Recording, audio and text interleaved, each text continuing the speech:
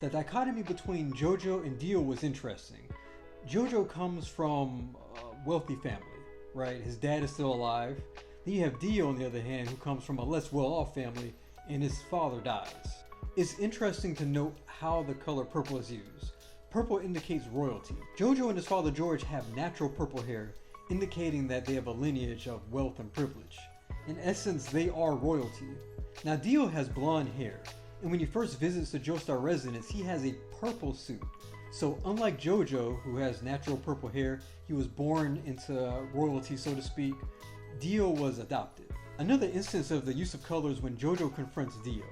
JoJo appears green, his clothes, his hair. The color green can represent a number of things, but a couple are energy, renewal, and resurrection.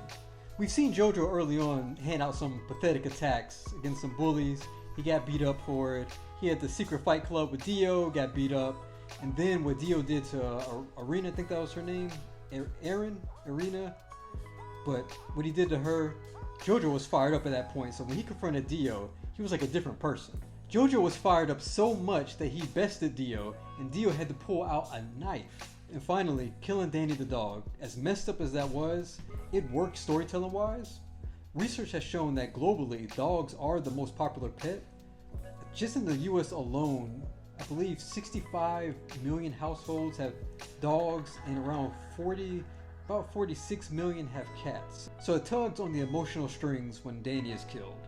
As for JoJo and Dio, right now they're enemies, but they could go the Goku and Vegeta route where, these two become allies. I really don't know how possible that is given the fact that Dio did kill JoJo's dog. In either case, good first episode. Onward to episode 2.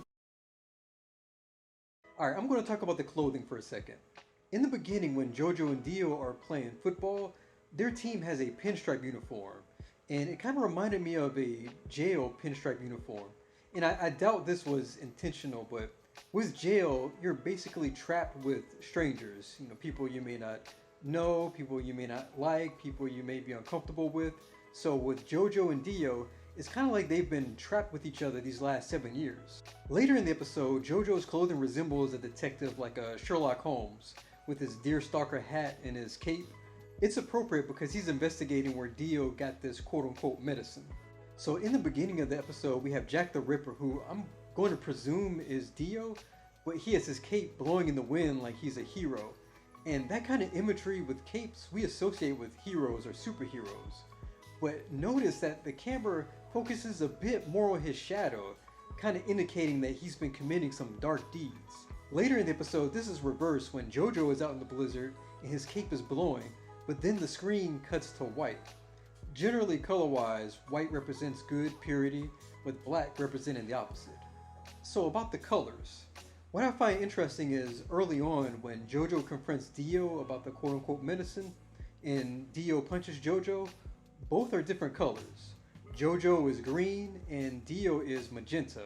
And on the color wheel, green and magenta are opposites of one another. So it's appropriate here because Dio and JoJo are opposites of one another. Finally, George Joestar no longer has vibrant purple hair. Sure, he's older now, but it's almost like for 7 years, Dio has been draining George's vitality or life for his own goals. So Dio is basically like a vampire now. And the reason I thought he died is, well, based on the vampire mythos, you can stop them by driving a stake through their heart. And the deity statue seemed like it was going to fit that requirement. Unfortunately, no. However, it was a nice bit of foreshadowing when we saw the deity statue in the opening shot. There's a bit of symbolism with the mask. The mask represents goals that may not necessarily be good for us, and the amount of blood, sweat, pain, and tears we put ourselves and others through to get it, it may not be worth it in the end. The mask looks very interesting. It has these ridges on it that makes it look more like a leech or a hookworm than a snake. The way it's positioned, it looks like it's biting down on the nose. Leeches and hookworms are parasites that feed off a host, and that's what Dio has been doing, living off the Joestar family, feeding like a parasite. The hands of these parasites or vampires, how they absorb blood, it kind of reminds me of Morbius from the 90s Spider-Man the Animated Series. You couldn't have a vampire biting into someone's neck back then, not on network television. So Morbius had like these 4 or 5 suckers on his palms that he used to quote unquote absorb plasma. I'm really enjoying the world building in this series. By giving Zempeli a direct connection to the mask, it helps establish motivation. And Zempeli's name seems to imply Italian origin, and if I'm not mistaken, somewhere in Italian tradition there's the superstition that spilling wine brings bad luck, so I thought it was a creative way to include that. Let's get into what this series does so well, and that's the theme of duality. Just as the mask and Heyman energy are the same coin, so are JoJo and Dio. JoJo represents freedom while Dio represents control. JoJo has 2 companions with him, Speedwagon and Zempeli. Both want to be with JoJo. They choose to be with him because he's trying to be of service. JoJo is trying to rid the world of Dio's evil. Zempeli seeks out JoJo and voluntarily teaches him valuable lessons to help him harness Heyman energy. Zempeli chooses to disclose his backstory about why he's after the mask. JoJo didn't even have to bring it up. Zempeli chose to. Just like JoJo is being of service to the world, Speedwagon and Zempeli are choosing to be of service to him. Like JoJo, Dio also has 2 companions, though Dio would probably refer to them more as pawns than companions. He even uses the phrase "a few wicked servants." As a side note, I was way off about Jack the Ripper's identity. Now what's interesting is that while Zempeli went out to find JoJo to be of service to him, Dio sought out Jack the Ripper to use him, to control him for his own ends. He wasn't trying to be of service. Dio controls people, unlike JoJo. Finally, JoJo and Dio represent more than good and evil. JoJo represents life, while Dio is the embodiment of death. Once he had access to Heyman energy, JoJo accidentally revived blossoms on a tree. It then immediately cuts to Dio taking the life of an innocent woman. Duality is a theme found in other famous properties, for example, Batman, with Batman representing order and the Joker representing chaos. JoJo's Bizarre Adventure is doing a fantastic job with this theme. The contrasting between JoJo and Dio continues, and it's wonderfully done. Dio is a character who views himself as superior. He thinks himself above others, and literally, he's on a rock formation above the battlefield, while his pawns and his enemies are beneath him. Sure, from a story perspective, it's strategic to have a bird's eye view, to have the higher ground, but it also works thematically. And it is pretty cool to have those shots of the moon. Now JoJo likewise does something strategic when he's underwater fighting the knight. He dives deeper to get a pocket of air. But what's interesting is JoJo is a humble character, the type of person to hold others above himself. In this moment, everyone is literally above him. Other small contrasting moments, you have Dio, who has the moon present with him in some of his scenes, and then you have JoJo, who represents the sun. Some of his attacks have the word sun in them. When you know your characters, their personalities and motivations, you can do subtle things like this and it creates some pretty cool results. Heroes are shown to be selfless, with JoJo coming to save Zempeli from an attack. Even Speedwagon, who doesn't have Heyman energy, he used his body to keep Zempeli's arm from rotting. Villains like Dio are shown to be selfish. He uses others to do his bidding, like the child and the knights.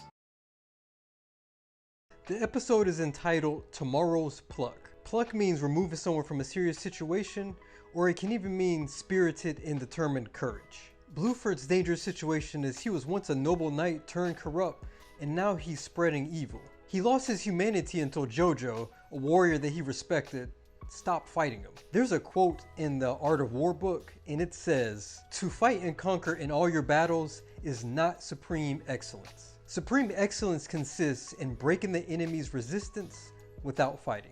JoJo ceased fighting and helped Bluford regain his humanity. So JoJo and Zempeli use Heyman energy to turn leaves into a glider. What's interesting is that the glider resembled a spade, and spades generally symbolize good luck. This episode had a couple of themes, and one of those themes is imprisonment or chains. So JoJo was restrained by both Bluford and Terracus' attack. I think Terracus, I may be butchering that name. Bluford was chained to Dio like a corrupt zombie, and when he died, when those chains broke, he was free. Zempeli is another.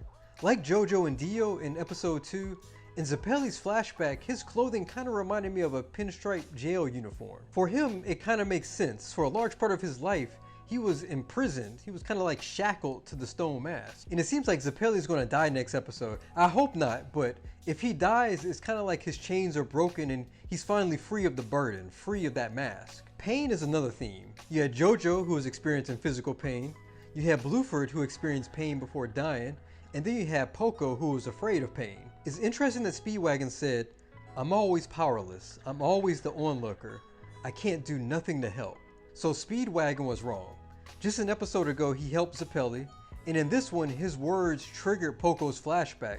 It encouraged him to take action. No matter what, we're not powerless. We all can do something to help, no matter how small we think it is. In Poco's flashback, after getting bullied, his sister asked him, "Why do you never stand up for yourself and fight back?"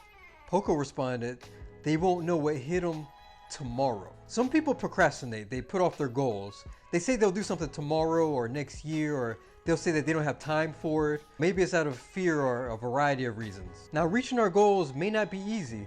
It'll likely come with some pain.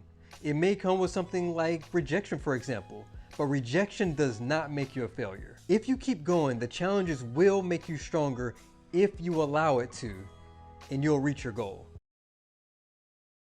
I know Zeppeli's death was being set up in episode 6, but just for a second, I thought there was going to be a misdirect. But Zeppeli is the mentor character. His job is to prepare JoJo to face the unknown, give him the tools needed on his journey. That's part of the hero's journey, losing the mentor character. What I find interesting is that Zeppeli kept his left arm, or his left hand. Usually the left hand is associated with evil or unclean tasks, but sometimes it can represent decay or death, which is what happened here. Now Tarkus had his right arm or his right hand removed, and generally this is the favorable hand. It represents power and strength. Once he was literally disarmed, JoJo defeated him. When a loved one dies, the phrase "they live on inside of you" applies to JoJo. Zeppeli literally gave him his life energy. We may also hold on to something physical that belonged to a loved one. Their clothing, a blanket, jewelry. Speedwagon held on to Zeppeli's hat. This isn't the first time a purple sky was used in the series, but you'll find different meanings, like a purple sky signifying danger. A purple sky is also associated with severe storms, and in this series it could signify that a storm or danger is on the approach for JoJo and his allies. Throughout the series, green and magenta have been used to show a contrast between JoJo and Dio. After the sky turns purple, we see JoJo, Speedwagon, and Poco with a green look. We know that they're the heroes. As an audience, we're safe with them. Mr. Adams has a purplish, magenta coloring. He's the first threat. The second threat was Dire. And the moment JoJo knocked him down and the purple sky went away, we see the coloring return to normal, and Dire was in fact not a threat. He was actually just testing JoJo. Instead of pulling his head back when he was being attacked, JoJo pushed forward and headbutted Dire. It shows his resolve and stubbornness to keep moving forward so that he can reach his goal. Tom Petty refused to shake hands with JoJo. He even said that it's not customary to shake hands, but when we first seen him, he shook hands with Zeppeli. This could be for a variety of reasons. When he first shook hands with Zeppeli, he said that he could see into his future. Maybe he didn't want to see the future of someone else whose journey was tied to the stone mask. It could have also been a harsh reminder that Zeppeli was going to die saving JoJo. A rose can represent love, romance, but there's twistedness here. Dio loves himself, but the human-animal hybrids, even the bird with a cat head, it shows how twisted he is. The contrasting continues. Dio prepared his stance by using his hands. JoJo prepared his stance by using his feet. JoJo and Dio continue to mirror each other. So JoJo has Speedwagon as his ally. Dio has his version of Speedwagon as a pet. I'm reminded a bit of the poem Dante's Inferno when JoJo tells Dio that he's back from hell. In the poem, Dante's love is in heaven waiting for him, so she sends a guide named Virgil to lead Dante to her. There are some similarities, like in Dante's Inferno, individuals are split or ripped in half. In JoJo, you see Dire ripped apart. Dante's Inferno has Medusa, who is known for her snake hair and turning people into stone. In JoJo, we have a snake creature, and Dio freezes people. Dante's Inferno has a 3-headed Lucifer. In this episode of JoJo, Dio has 2 heads. Dante's Inferno has centaurs. In an early episode of JoJo, Jack the Ripper is hiding in a horse, so it looks like he's part man, part horse. The rose that hit Dio's eye reminds me of the phrase, "a thorn in the flesh." That's a metaphor for some kind of annoyance or trouble that won't go away, so it's kind of like JoJo and his allies have been an annoyance for Dio.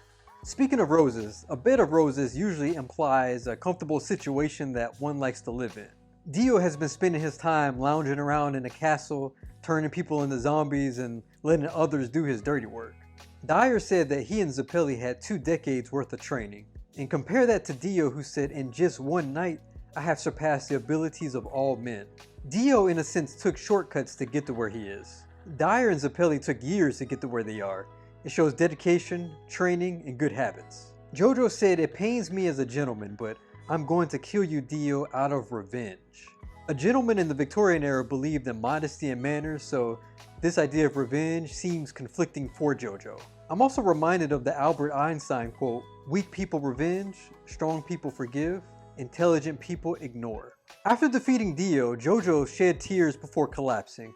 Speedwagon said it was because he and Dio grew up together, but it could be other reasons. He could feel relieved that the battle with Dio and the mask is finally over. It could also be because of all the people that JoJo lost because of Dio. Dio had JoJo's carotid artery between his fingers. It was almost like JoJo's life was in his hands. And notice that Dio was playing with the artery, as if he was playing with JoJo's life. When Dio was falling from his castle, it's like he was being separated from the life he wanted, like he was being separated from his goals. He was no longer in a position above others. While Zappelli fulfilled the mentor role, Speedwagon served as JoJo's ally. The ally can be a companion, the conscience, the comic relief. They bring out human feelings or reveal important questions in the plot. Keep in mind the ally serves the important function of humanizing the hero, adding extra dimensions to their character. Speedwagon at times gave important information to the audience. Even in this episode, Speedwagon fulfilled Zappelli's wishes by being the one to destroy the mask. It's interesting that Dio used a chest to sneak aboard the ship.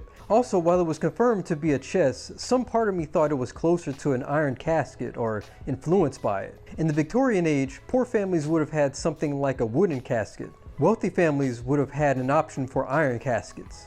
So it's like even sneaking aboard the ship, Dio chose something that represents wealth. And the chest reminded me of a casket seems appropriate because Dio figuratively died when he got his powers from the stone mask. JoJo has a single tie pin. Though it's not a tie pin, Dio's container looks like he has 4 of them. Even Arena looks like she has a single jewel. Wanting an access of everything would fit Dio's personality. When Dio told his servant he wouldn't tolerate insults to JoJo, it looked like Dio was wearing a domino mask. In superhero material, you would see a hero or villain wearing a domino mask. I thought it was a powerful moment when JoJo was cradling Dio's head. It brings back the moment Speedwagon was talking about a son peacefully talking with his mother. A University of British Columbia study determined that of 1,215 middle-aged Americans studied, those who grew up in poverty had a greater chance of suffering from type 2 diabetes, heart disease, and stroke than those who knew a life of privilege, unless the lower income group had a loving mother. A therapist also said, children need to know from the day they are born that someone is there for them, and that begins with the mother. Growing up without a mother figure, be it adopted or biological, this can cause some problems to occur in social relationships the child may have. They may not have learned the necessary social skills to connect with others. A focus in the early episodes showed the difference between JoJo and his father versus Dio and his. JoJo had a positive relationship with his father, unlike Dio, who seems to have been missing love. Some articles have said children who feel a closeness to their father are twice as likely as those who do not to enter college or find stable employment after high school, 75% less likely to have a teen birth, 80% less likely to spend time in jail, and half as likely to experience multiple depression symptoms. And the quality of the father-child relationship matters more than the amount of hours spent together. I'm left wondering if Dio had a loving mother in his life, or at least a father who cared about his well-being, would things have turned out differently? That's it for the Phantom Blood arc. Onward to this new arc. Please like, share, comment, and thank you for all those who have been watching my videos, all those who have been commenting. I really appreciate it. If you haven't done so already, please subscribe to my channel. Take it easy.